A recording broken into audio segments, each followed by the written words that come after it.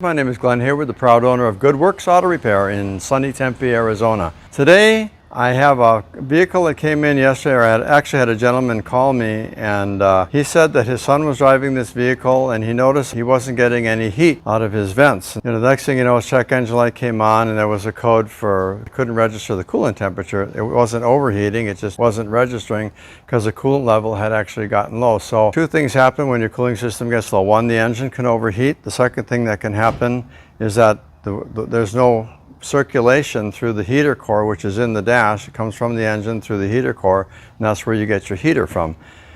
So this young man, he drives this car a lot. It's a 2014 Toyota Camry, 4-cylinder. It's got 260,000 miles on it. And so he took it over to a shop, a national brand shop, chain shop, and they told him that he had blown the motor. The motor was going to cost him about $7,400, and then they further told him that they couldn't do the work there because they don't do any kind of heavy line work. So upon arrival, I went out and looked at the car, opened up the hood, and I noticed something very significant here, and it was right here in front of me. Here you see all of this pink fairy dust looking stuff here, and it's literally splattered all over here. It's on the battery, it's on the front of the catalytic converter and the exhaust system down there.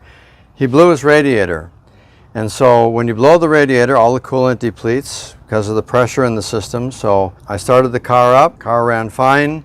I did a couple of simple tests on it to make sure that there wasn't any coolant in the oil. And anyway, to make a long story short, they quoted him $7,400 to put another engine in this. They said the whole engine was shot. Well, they were wrong. When I got it here, I determined that this whole radiator up in here, it's got a big crack, and this whole seam here is just leaking antifreeze. As you can see, there's just chunks of dried coolant all over, and it's all over his fans and everything. So this job is going to cost him, for the radiator, new hoses. These hoses are still original.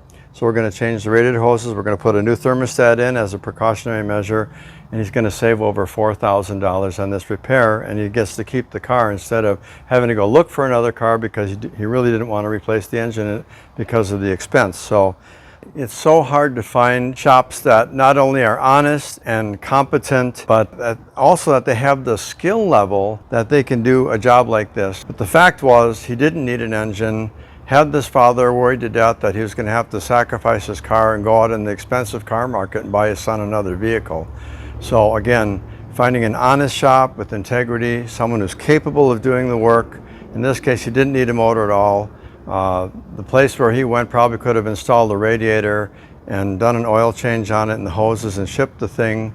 Unfortunately, they made a bad choice by being dishonest with the guy and telling him he needed a motor. So, at any rate, thank you for your time today, and always find a trusted shop that's got a great 4.5, 5-star rating, consistently with hundreds or even thousands of reviews to make sure that this is the shop that you want to make your home.